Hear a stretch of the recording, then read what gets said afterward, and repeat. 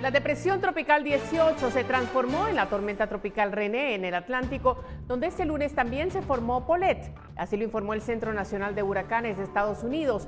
René se encuentra a unos 180 kilómetros al este de las islas de Cabo Verde y según los pronósticos se convertirá en un huracán el jueves por la mañana en medio del Atlántico, sin suponer amenaza alguna para tierra.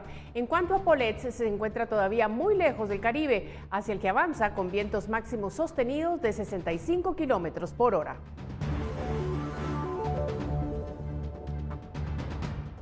Buenas noches, gracias por sintonizar a esta hora la emisión estelar de Noticiero Guatevisión. Es un gusto que nos acompañe para nosotros poder informarle. En este mes patrio, te rayaste con las gangas que te trae Agencias Guay para equipar tu hogar. Agencias Guay presenta.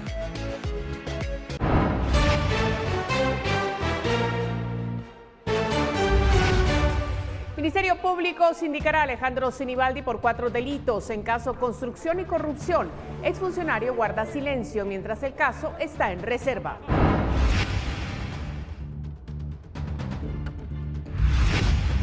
Corte de Constitucionalidad operará con el mínimo de voces necesarias para emitir sanciones tras muerte de magistrado, en tanto el CAN no elija a otro designado.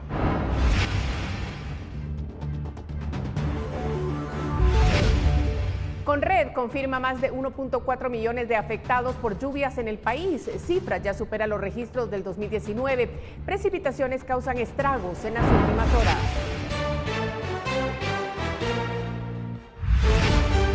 Se confirma reducción en cifra de fallecidos por el COVID-19 en el país. Desde el inicio de la pandemia suman más de 2.800 decesos.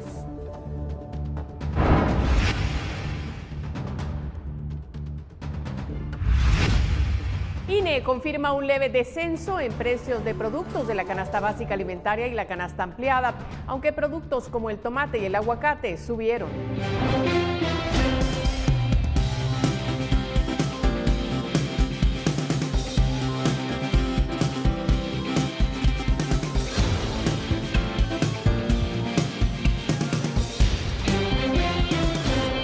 En este mes patrio, te rayaste con las gangas que te trae Agencias Guay para equipar tu hogar. Agencias Guay presentó. El presidente Alejandro Yamatei ha señalado que los decesos en el país están reduciéndose, algo que concuerda con registros de los cementerios. Sin embargo, diariamente se registran en promedio entre 10 y 15 decesos por COVID, algo que ya posiciona a Guatemala ante la región en el primer lugar por muertes a consecuencia de la pandemia.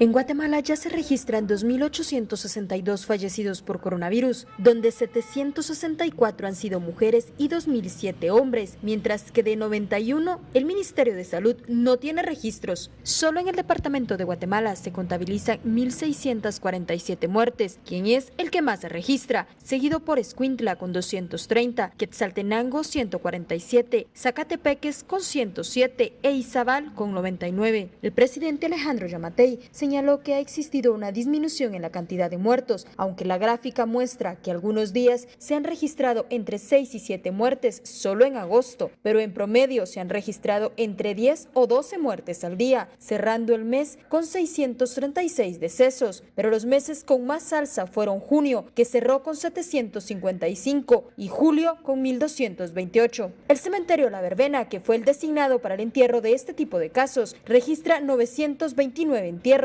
desde marzo hasta el 6 de septiembre. También es importante mencionar que de la totalidad de estas inhumaciones también hay un monto de 71 personas que han sido inhumadas como XX. De estas, pues 48 son hombres y 23 han sido mujeres. Se nos elevó un poco un número en los meses de junio y julio. Ya a partir de agosto pues ha descendido bastante. Teníamos un promedio entre los meses de junio, un promedio de inhumaciones de 15 personas. Ahora pues básicamente ya ha descendido bastante, tenemos a lo más 3, 4 personas. Mientras que en Misco, el segundo municipio con más casos del país, pero también el segundo con más fallecidos, se reporta 237, donde además ante esta cantidad el cementerio colapsó. En julio fue el mes que tuvo más impacto, fueron 62 fallecidos por COVID-19. En agosto tendió a la baja con 15 fallecidos por COVID-19 para un total de 87 personas. Mientras que Villanueva, el tercero en cifras, reporta ya 201 decesos por coronavirus, de los cuales 182 han sido inhumados en los 2 cementerios municipales, siendo junio y julio también donde más casos se registraron, algo que concuerda con lo señalado por la Coprecovid, quienes según sus estadísticas fueron estos meses en donde se registraron los picos más altos de la primera ola en el departamento de Guatemala y el cual podría tener un nuevo repunte en las próximas semanas. Con imágenes de Miriam Figueroa, reportó para Noticiero Guatevisión Andrea Domínguez. Y el departamento de Izabal es considerado en este momento como el epicentro de la pandemia en el país debido a la gran cantidad de casos de coronavirus que presenta. Pero, ¿qué está pasando en ese lugar? Lo vemos en la siguiente nota. Con 2.997 casos de coronavirus registrados oficialmente, de los cuales 689 están activos y 99 fallecidos, el departamento de Izabal está considerado como el epicentro de la pandemia en este momento. Pero de sus 5 municipios, Puerto Barrios es el que más casos tiene, ubicado a 293 kilómetros de la capital, reporta 1.828. Preocupante la apertura del país, ahora abrimos aeropuerto, tenemos transporte internacional acá. Hay un barco en operaciones, llegan 1.100 trailers que vienen de las fronteras, esos 1.100 trailers vienen haciendo paradas, entonces nos convertimos en un municipio de alto riesgo. Puerto Barrios, la cabecera de Izabal, es uno de los lugares más visitados por el turismo, por ser el epicentro económico con sus puertos. Ante ello, algunos sectores como los hoteles también han duplicado sus medidas de prevención para sus huéspedes. Tenemos reducido grupo de personas, incluso estamos trabajando un área específica del hotel, y pues llevando todas las medidas de sanitización y que el huésped entienda nuestras normas. Tomamos datos de nuestro cliente, su temperatura, de qué dirección viene, por en caso de algún contacto, pues, o algún enfermo de los clientes, pues ya se tiene el contacto de dirección de esa persona.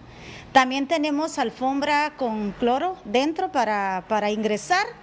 No puede ingresar si no tenemos un dispensador de gel también antes de ingresar al hotel.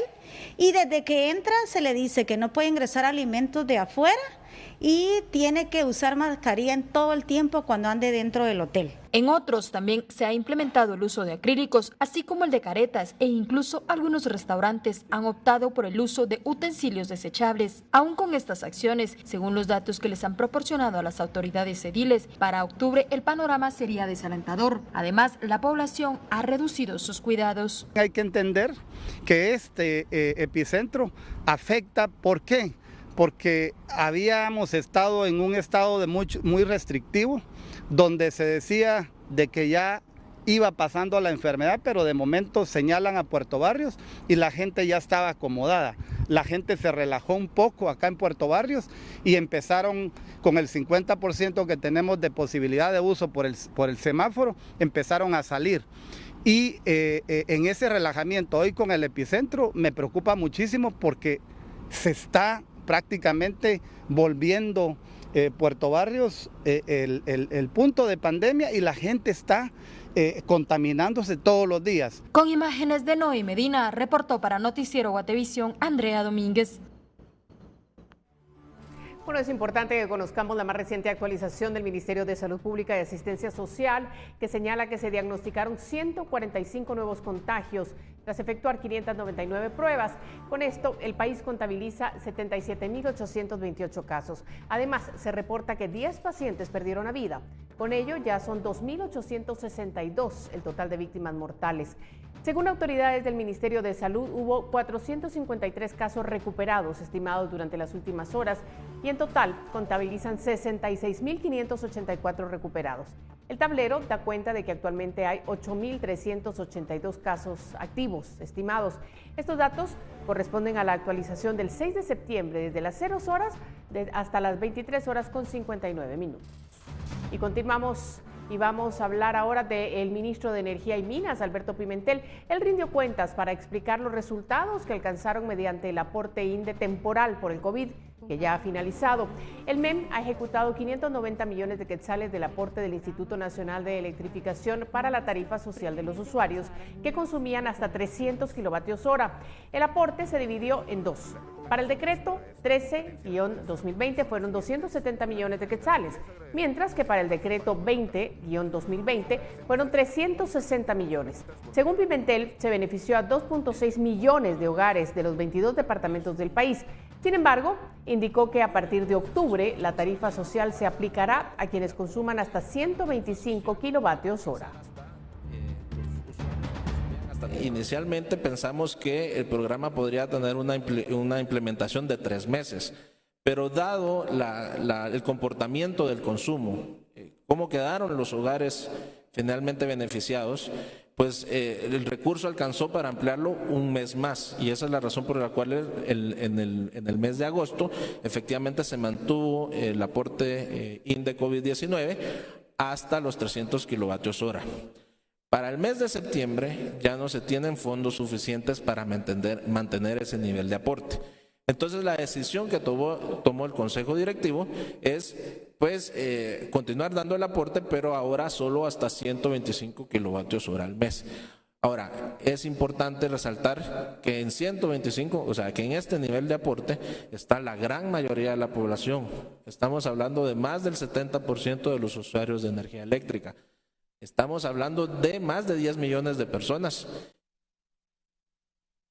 Bueno, vamos a ver ahora qué pasa con la vacuna en el mundo. El presidente de Estados Unidos, Donald Trump, anunció este lunes durante una rueda de prensa que la vacuna contra el COVID-19 de producción nacional podría estar lista en octubre. Bajo mi liderazgo, produciremos una vacuna en un tiempo récord. Además, dijo que la vacuna va a ser muy segura y muy eficaz. Así lo aseguró Donald Trump, quien añadió que la gente de todo el mundo estará feliz. Mientras, las entregas de la vacuna rusa Sputnik 5 contra el coronavirus comenzarán la próxima semana. Eso lo confirmó el Ministerio de Salud de Rusia. Dieron a conocer que esta semana comenzará la vacunación a voluntarios que participarán en la fase 3 de ensayos clínicos y en paralelo empezarán las primeras entregas. Una de las revistas científicas más respetables en el campo de la medicina en el mundo publicó los resultados de los ensayos clínicos, la fase 1 y la fase 2 de la vacuna rusa contra el COVID-19 desarrollada por el Centro Nacional de Investigación de Epidemiología y Microbiología, Gamaleya.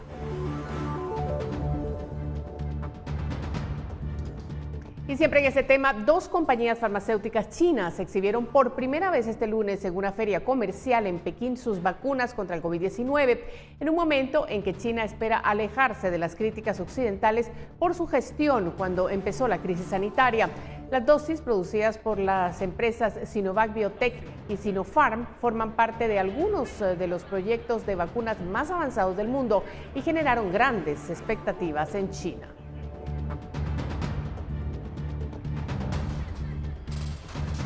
Y vamos a otro tema porque este fin de semana se registraron lluvias en todo el país. Esto causó 11 incidentes en distintas partes del territorio nacional. Las lluvias durante el fin de semana en el país causaron daños en 124 viviendas y dejaron 25.712 personas afectadas, principalmente en los departamentos de El Progreso, Quetzaltenango, San Marcos, Zacatepeques y Quiché. Las situaciones de lluvias generadas durante este fin de semana asociadas al paso de una onda del este generaron esta situación. Tenemos el reporte de 91 personas que fue necesario evacuar, de las cuales 33 se albergaron en una instalación, una iglesia evangélica en una comunidad en Coatepeque, esto en Quetzaltenango, y 104 viviendas con daños debido a estas situaciones, principalmente las inundaciones. De mayo a la fecha, las lluvias han causado la muerte de 14 personas, 2 víctimas mortales más que el año anterior. Además, las autoridades han evacuado a 8.248 personas afectadas por las mismas. El fin de semana se informó que se había formado un sistema de baja presión en el Caribe, pero ya no aparece en el registro.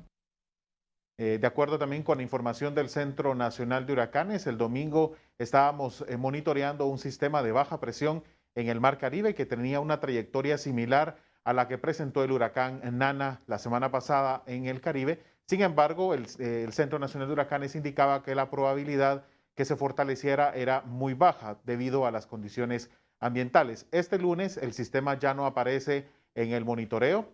En este mismo periodo de tiempo, la Coordinadora Nacional para la Reducción de Desastres ha contabilizado 1.4 millones de personas afectadas por las lluvias y 268 viviendas con daños severos. La cifra de afectados en 2019 fue de 1.2 millones, reportó para Noticiero Guatevisión María Olga Menaldo. Hay que tener cuidado, mire lo que pasó en Huehuetenango, varias viviendas quedaron sin techo en la cabecera departamental debido a las lluvias de las últimas horas que dejaron más de un centenar de casas anegadas. Bomberos voluntarios atienden varias emergencias en distintas zonas del área urbana, donde las calles se inundaron y árboles cayeron sobre el tendido eléctrico. Además, debieron rescatar a niños y mujeres en la zona 9.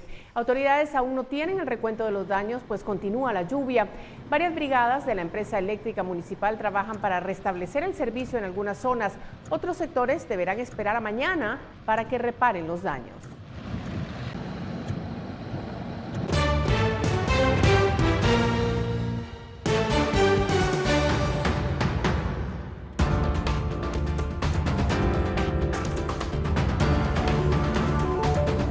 Alejandro Sinibaldi acude a audiencia de primera declaración por caso de corrupción.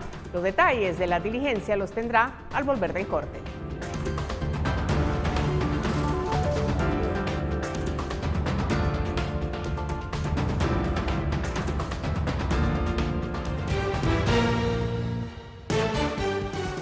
Electroral, el suero oral para todos, presenta.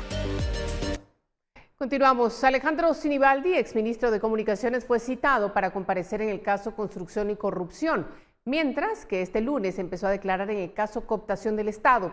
No se conocen detalles porque hay reserva. El exministro de Comunicaciones, Alejandro Sinibaldi, ya tiene fecha para comparecer ante el juzgado de mayor riesgo de y responder por el caso Construcción y Corrupción.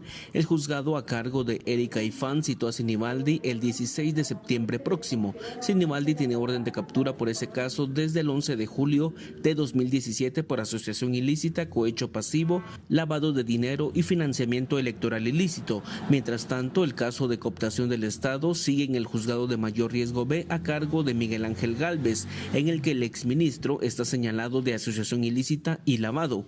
En este caso, el exfuncionario empezó a declarar este lunes, pero por la reserva se desconoce la argumentación. Mi abogado, que me voy a abstener a dar declaraciones en las próximas semanas. Cuando él considere pertinente, pues voy a dar declaraciones. Realmente me encantaría darles declaraciones, pero tengo que hacer caso a mis abogados y es el... Sinibaldi aún tiene pendiente de comparecer en los casos Transurbano, Odebrecht y Arca. Con imágenes de Carlos Hernández, reportó Edwin Pitán. Y el fin de semana reportamos el fallecimiento del magistrado de la Corte de Constitucionalidad, Bonerge Mejía. Hoy, tras notificación de ese tribunal, el Colegio de Abogados y Notarios debe comenzar a buscar a un nuevo magistrado. Esto en un momento en el que la Corte, por distintas razones, cuenta con tan solo el mínimo de miembros para actuar. La muerte del magistrado de la Corte de Constitucionalidad, Bonerge Mejía, supone un punto de inflexión para este tribunal. Por un lado, hay una magistrada suplente que estará ocupando la silla por algunos días. Por otro lado, hay una institución que debe elegir a un nuevo magistrado titular. Todo esto en un momento en el que el lío entre las Cortes de Constitucionalidad y Suprema de Justicia está en un punto álgido y en el que tan solo queda poco más de medio año para que la actual Junta de la Corte de Constitucionalidad tenga que entregar el cargo. La Corte de Constitucionalidad se forma por 5 magistrados titulares y 5 suplentes. El Congreso, la Universidad de San Carlos, el Colegio de Abogados y Notarios, la Corte Suprema de Justicia y el Presidente de la República son los encargados de nombrar a uno en cada apartado. Sin embargo, el tablero está incompleto. En el bando de los suplentes, desde que María Consuelo Porras asumiera como fiscal general, nadie ha asumido su puesto como magistrada designada por la Corte Suprema de Justicia. Por otro lado, María Cristina Fernández, designada por el CANG, estará supliendo a Bonerge Mejía. En la caseta de los titulares, por otra parte, Neftalí Aldana, designado por la CSJ, está de baja por enfermedad y el nombrado por el Colegio de Abogados y Notarios recién falleció. Nosotros entramos a conocer en junta directiva el oficio correspondiente y pues ahí se estará tomando la decisión sobre digamos, las convocatorias para la asamblea correspondiente, pues deben mediar por lo menos 30 días para que se pueda llevar a cabo la misma, con posibilidad de segunda vuelta si es que no hubiese un ganador absoluto en la primera vuelta. A dicha institución le corresponde nombrar a un nuevo magistrado en lugar de Mejía. Sin embargo, según su presidente, la designación podría hacerse entre noviembre y diciembre, es decir, tal magistrado estaría menos de medio año en el cargo. El ex magistrado de la CC, Roberto Molina, augura problemas por tal escenario. Realmente vemos y sabemos que habilitados para integrar un tribunal únicamente hay 7 magistrados, o sea, solo 3 de los titulares y 4 de los suplentes. 7, la cantidad necesaria para conocer la mayoría de casos. Con imágenes de Fernando Cabrera, reportó para Noticiero Guatevisión, Felipe Garrán. Electroral, el suero oral para todos, presentó. Bueno, y cambiamos de tema y nos vamos a otro país porque el gobierno de El Salvador, que presenta la reducción de la violencia criminal como uno de sus logros, está bajo la lupa de la Fiscalía tras un reporte periodístico que reveló una presunta negociación con una pandilla para disminuir los homicidios. Un periódico digital reveló a fines de la semana pasada que el gobierno del presidente Nayib Bukele habría negociado hace más de un año con la pandilla Mara Salvatrucha beneficios carcelarios para sus miembros presos a cambio de la reducción de los homicidios. Ante las revelaciones, la Fiscalía General se comprometió a abrir una investigación.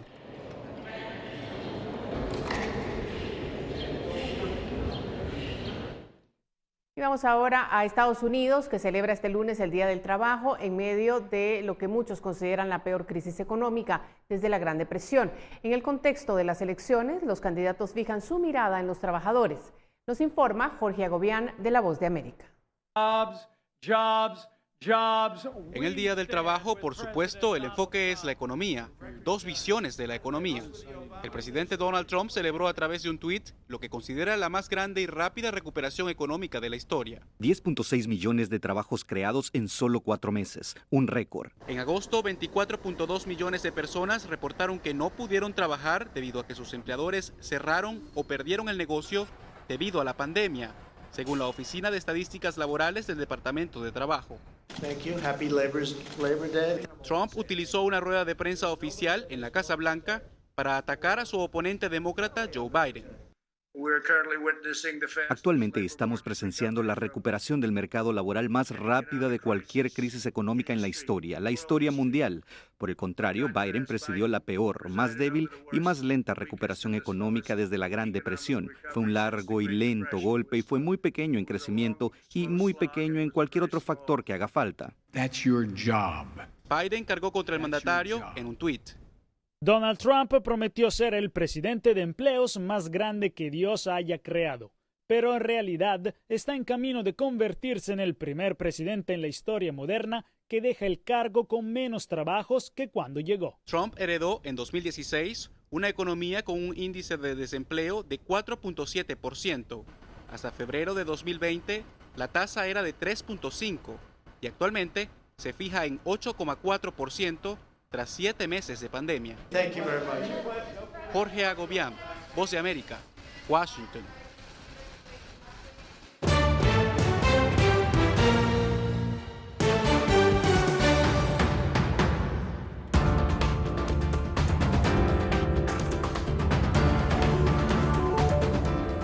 Vamos a una nueva pausa, pero al volver imponen multas por irrespetar ciclovías. Las multas incluso llegan a pilotos de motocicletas.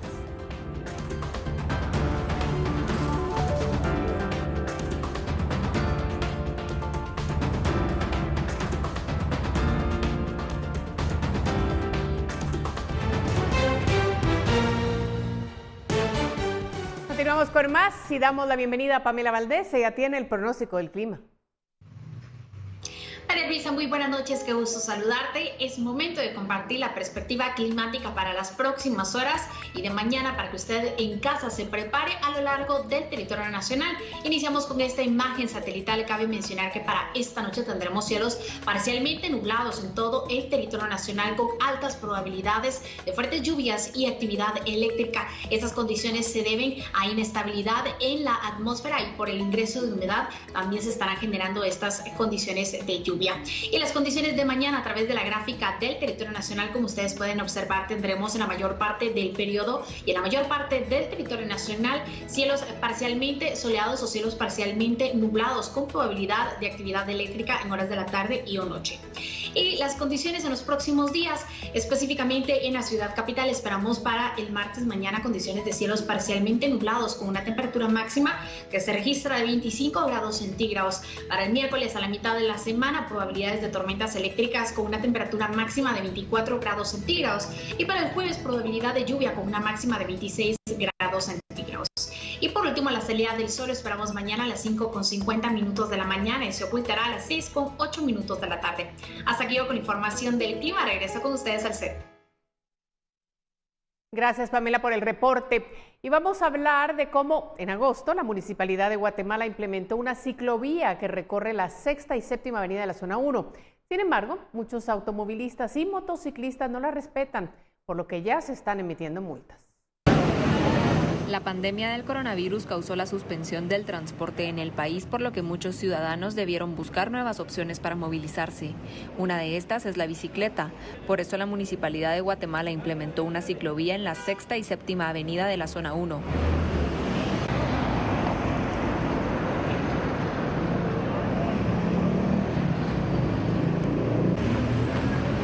Pero no es respetada por los automovilistas. Se tiene una planificación para poder llegar a tener más de 110 kilómetros de ciclovía en las calles y avenidas de la ciudad. Lamentablemente, algunas personas que viajan en su automóvil o en motocicleta han invadido esos espacios para bicicletas. Dentro de los datos estadísticos del mes de agosto y los primeros días de septiembre del 2020, nos informan que se emitieron cerca de 200 multas a conductores infractores.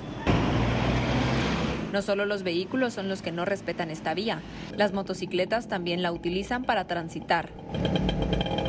Debido a esto, la Policía Municipal de Tránsito ha emitido en agosto y lo que va de septiembre alrededor de 200 multas.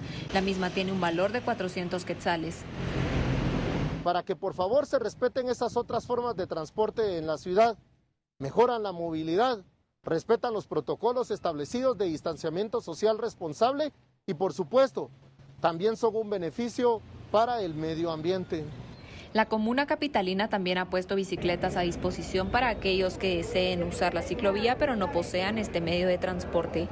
Con imágenes de María René Barrientos, reportó para Noticiero Guatevisión, María Olga Menaldo.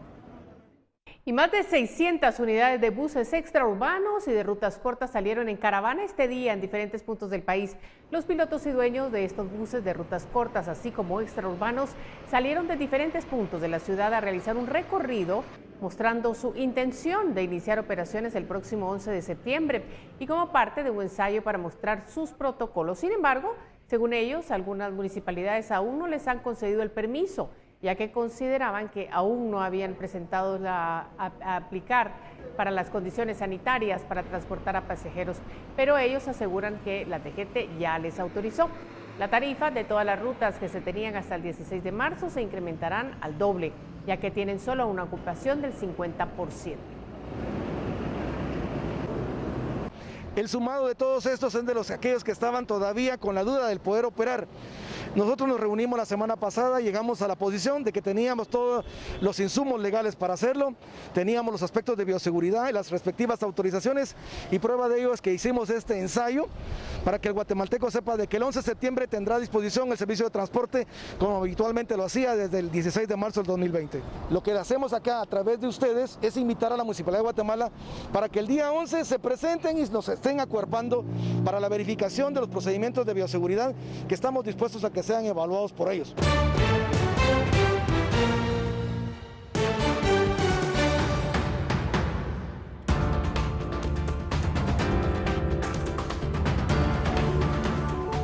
¿En cuánto se cotiza la canasta básica y qué diferencia de precios reportan con relación al mes anterior? Volvemos más en breve.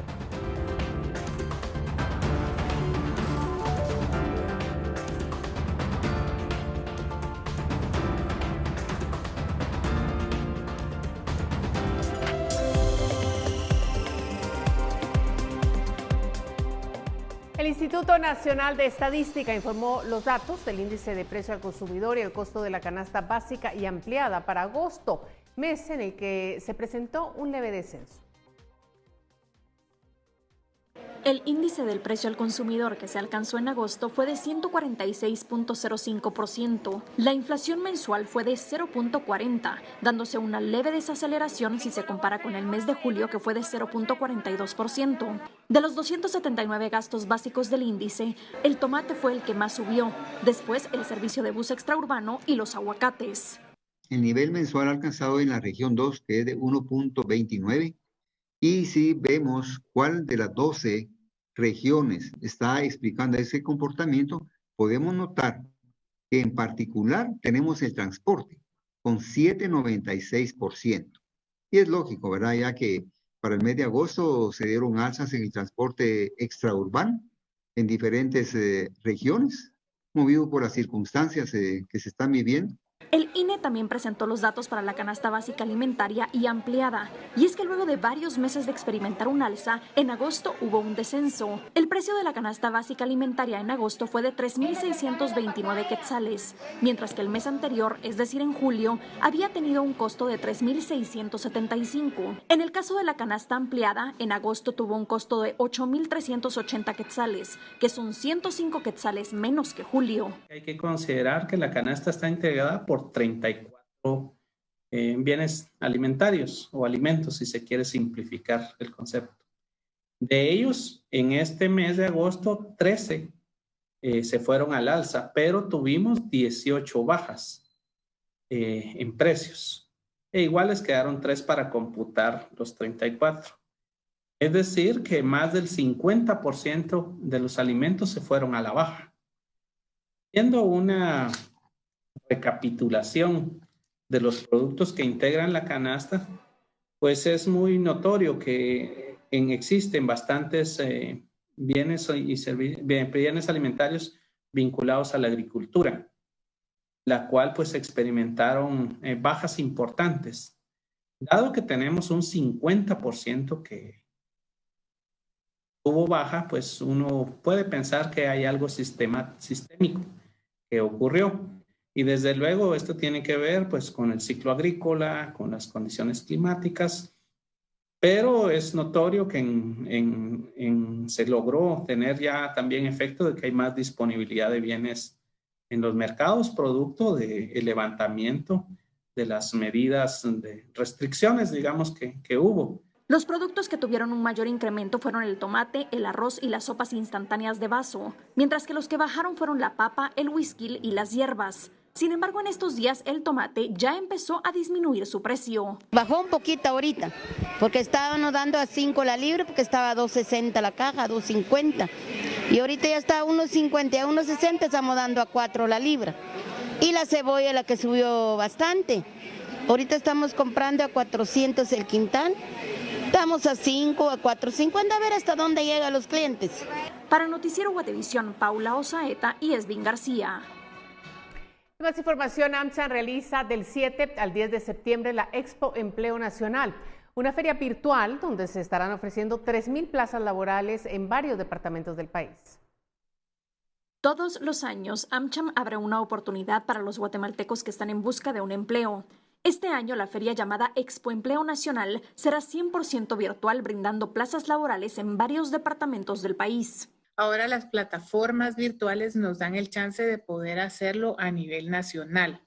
Vamos a tener actividad del departamento de Guatemala, la antigua Guatemala, Escuintla, Chimaltenango, Huehuetenango, Quetzaltenango, Chiquimula, Izabal y Quiché, por mencionar algunas ubicaciones. Nos emociona muchísimo que tenemos más de 3.000 plazas laborales distribuidas en todas estas ubicaciones, con aproximadamente 17, 18 empresas que están buscando talento nuevo para sus empresas. Para poder participar debe inscribirse en www.conectate.today/registro/AmCham. Luego debe elegir las plazas que le interesan y después las empresas lo contactan. Los candidatos podrán aplicar a trabajos de contadores, analistas de compra, programadores, supervisores de ventas, servicio al cliente, veterinarios, entre otros. Esta es la oportunidad para que las personas que nos están viendo puedan aplicar y participar del 7 al 10 de septiembre. La plataforma va a estar durante las 24 horas de esos 4 días habilitada para que las personas ingresen y puedan inscribirse en esta Expoempleo Nacional. Según datos de la OIT, en Guatemala la informalidad laboral asciende a 70%, el subempleo es visible en un 9.4% y el desempleo abierto alcanza un 2.5%. Según el registro mercantil, un total de 407 empresas han cerrado desde el 13 de marzo que llegó la pandemia al país, por lo que esta podrá ser una buena oportunidad para quienes están en busca de un empleo. Para Noticiero Guatevisión, Paula Osaeta. En otras cosas, en la emisión comunitaria de Noticiero Guatevisión, Alberto Toro Bielma conversó con el arqueólogo Richard Hansen, quien tiene a su cargo el Centro Arqueológico El Mirador, y dio perspectivas sobre la reapertura de parques nacionales. Veamos. En esta oportunidad le contactamos porque queremos conocer más detalles sobre este proceso de reapertura ya después de casi 6 meses que estuvieron cerrados los sitios arqueológicos. Sí, el COVID ha sido una cosa horrible para el turismo de Guatemala. Me da mucha pena por ellos porque hay mucha gente que vivía del turismo. Y cuando se mata el turismo en todo sentido es devastadora eso para que la gente pueda sobrevivir. Pero por otro lado también los sitios han recibido un descanso, digamos, de tanta gente. Hasta los animales están caminando por donde no había animales antes. De manera que hay una gran posibilidad de mejorar la cosa al abrir el país al turismo y ver que esto sí es un futuro brillante para Guatemala. Guatemala no va a ser competitivo con los chinos en la industria o con Alemania en la industria o empresarios, pero Guatemala tiene tesoros únicos en la flora, la fauna y la cultura que nadie tiene.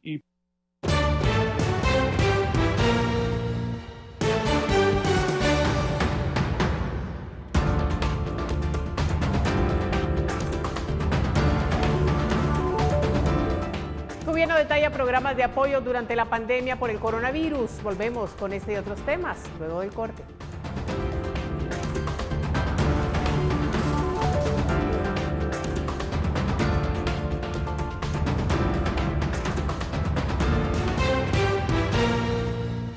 Gracias por continuar con nosotros. Las deportaciones desde Estados Unidos continúan en el país. Este día se registró un vuelo proveniente de Alexandria, Estados Unidos, con 106 retornados. Con ellos, desde enero se han reportado vía aérea 15.524 connacionales en 174 vuelos.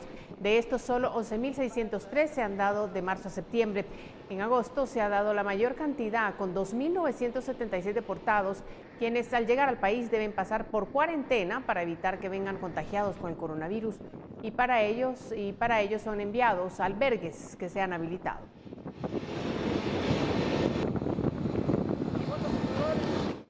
$350 millones de quetzales para alimentación y otros 50 millones para la agricultura campesina son algunos de los programas sobre los que el Ministerio de Agricultura, Ganadería y Alimentación rindió cuentas esta tarde ante los medios. Ambas medidas forman parte de la estrategia de combate a la crisis económica que ha supuesto la pandemia del COVID-19. No todas las noticias que tienen que ver con el COVID-19 y el manejo de su crisis tienen que ver directamente con el Ministerio de Salud Pública. De hecho, hoy el Ministerio de Agricultura, Ganadería y Alimentación dio cuentas de 2 de los planes que han tenido que poner en marcha a raíz de esta situación. Uno de ellos, la protección a la alimentación, un fondo de 350 millones de quetzales, está siendo ejecutado, según explicaron en conferencia de prensa, a través del Programa Mundial de Alimentos. El proyecto del Ministerio es alcanzar 506.840 raciones, con una ampliación tentativa de 40.000. Sin embargo, la ejecución no la realizan ellos, sino el Programa Mundial de Alimentos, tal y como lo explica su representante en el país. Se aprobaron 700 millones, de los cuales el Ministerio de Agricultura recibió una asignación de 350 millones, los cuales ya están en poder de PMA. Inicialmente fueron 300 millones para la compra de 506.000 raciones y posteriormente hicimos una nueva transferencia de 50 millones para completar un total de 595,000 raciones. Y se han encontrado con algún muro. Hacer compras en procesos rotativos para tener capacidad de logística y capacidad de almacenamiento de los alimentos. Si el producto no cumple con los estándares que pedimos, que solicitamos, devolvemos el producto. Y esto pasó con varias licitaciones que tuvimos de frijol, en que los proveedores prometían un determinado calidad. La verdad es que cuando llegaba el producto no correspondía y lo teníamos de rechazar y mandar de vuelta. Tales licitaciones no se publican. De acuerdo con la representante Melo, trabajan de esa manera para evitar que los proveedores especulen con los precios. Con imágenes de Noé Medina, reportó para Noticiero Guatevisión, Felipe Garrán. El grupo de estudiantes de la Universidad de San Carlos, que tomó los accesos al Congreso de la República el jueves pasado, se acercó nuevamente a la sede del Legislativo para convocar a los jefes de bloque a una reunión con ellos en la puerta de ese recinto sobre la 9ª Avenida. Dentro de lo que piden está la no aprobación de un préstamo de $120 millones para la Casa de Estudios y la asignación del 5% del presupuesto que por ley les corresponde. Estamos el día de hoy haciendo una invitación pública a los jefes de bloque para tratar los asuntos acerca del préstamo de los 120 millones del BCIE, acerca también del incremento de la deuda pública y así como del 5% constitucional que le pertenece a la Universidad de San Carlos. El día de mañana, martes a las 10 de la mañana, estamos haciendo esta citación. Estamos pretendiendo que nos reciban acá en la entrada, nosotros los vamos a recibir a ellos acá en la entrada del Congreso de la República. Bueno, y continuamos en el Congreso porque 6 exdiputados del Legislativo implicados en el caso de corrupción Plazas Fantasma no serán controlados por el Ministerio Público temporalmente por la pandemia del coronavirus. Los abogados de los exlegisladores lograron reformas a las medidas cautelares. 6 exdiputados del Congreso de la República implicados en el caso de corrupción Plazas Fantasma dejarán de asistir temporalmente al Ministerio Público para registrar huellas dactilares por el riesgo de contagio de COVID-19. Sus abogados expusieron con similares argumentos. No tenemos fecha específica para poder establecer cuándo se van a levantar todas estas restricciones. El ser vulnerable a estas personas es necesario que se suspenda la presentación. Los exlegisladores beneficiados con reforma de medidas son Cristian Bucinot, Edgar Leonel Fernández, César Fajardo, Aristides Crespo, Alfredo Rabé y Carlos Humberto Herrera. El Ministerio Público estuvo de acuerdo con modificar las medidas cautelares a los 6 excongresistas. La jueza de mayor riesgo A, Claudette Domínguez, resolvió que la medida será el tiempo que se considere necesario y no se fija plazo hasta que las condiciones lo hagan viable. ¿Por cuánto tiempo, abogados? Hasta que las condiciones lo hagan viable. Esta judicatura notificará nuevamente cuándo deben nuevamente reincorporarse a firmar. Por eso lo aclaro. No es que vaya a suprimir definitivamente esa obligación. Además, los exlegisladores no deberán de presentar informes médicos cada 15 días, ahora lo harán una vez al mes. Con imágenes de Carlos Hernández, reportó Edwin Pitán. Bueno, así llegamos al final. Gracias por habernos acompañado. Mañana tendremos más noticias. Buenas noches. Eres admirable, porque sin importar las circunstancias, demuestras esfuerzo, entrega y dedicación en tu trabajo. Por eso, hoy Ducal te rinde un sincero homenaje, porque continúas llevando los frijoles a la mesa. Es momento de estar unidos. Frijoles Ducal.